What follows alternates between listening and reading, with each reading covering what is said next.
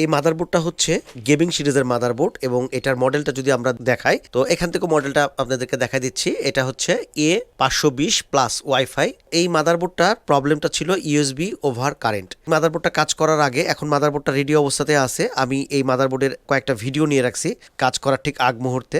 মাদারবোর্ডের over কারেন্টের যে মেসেজটা যখন আমি অন করতেছিলাম তখন এই প্রবলেমটা কিন্তু আসতেছিল। আসুস টাফ, এই যে উপরে মডেল দেখেন, এবং system will be shutdown after 15 seconds এই কথা বলে মাদারবোর্ড কী হবে, টার্ন অফ হয়ে যাবে। তো আমি এখানে মডেলটা দেখাচ্ছিলাম A520+ ওয়াইফাই। এই মাদারবোর্ডটা এখন রানিং অবস্থাতেই আছে। যতবার অন করব ততবারই 15 সেকেন্ডস বলে এরকম 15 সেকেন্ড অন থাকে, তারপরে ইউএসবি ওভার কারেন্ট ভোল্টেজ বলে অফ হয়ে যায়।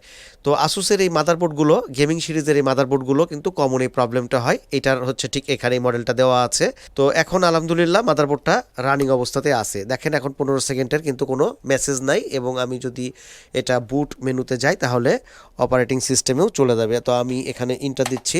তো এইটা হলো কমন একটা প্রবলেম, বিশেষ করে এই মাদারবোর্ডগুলোতে এটা প্রবলেমটা হয়। ইউএসবিতে যে ভোল্টেজটা যায় সেই ভোল্টেজটা যদি কোনো কারণে প্রবলেম হয় তাহলে সেক্ষেত্রে এই মেসেজটা কিন্তু আসতে পারে, মানে এই 15 সেকেন্ডস বলে আপনার কি করবে, বন্ধ করে দিতে পারে।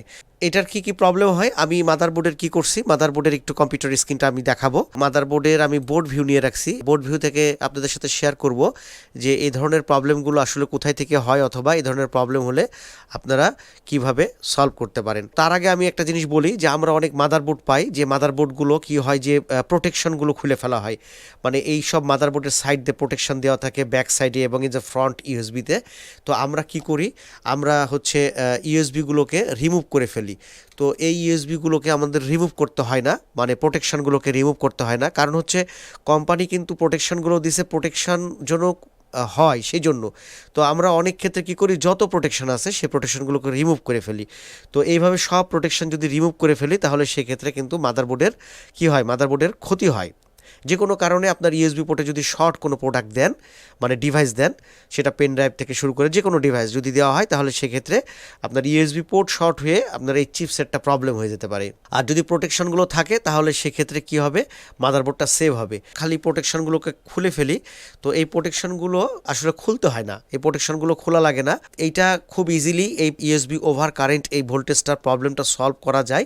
আমরা কিন্তু অনেক সময় এখানে আরেকটু বলে রাখি, আমরা অনেক সময় মাদারবোর্ড পাই যে ইউএসবি ওভার কারেন্ট ভোল্টেজ বলে মাদারবোর্ডটা কি হয় যে এই যে চিপসেট আছে সেই চিপসেটটাতে হিট দেওয়া হয়, আইওতে হিট দেওয়া হয়। এই হিটগুলোর আসলে কোনো রকম প্রয়োজন হয় না, একদম নর্মালি মাদারবোর্ডগুলো কিন্তু সলভ হয়ে যায়।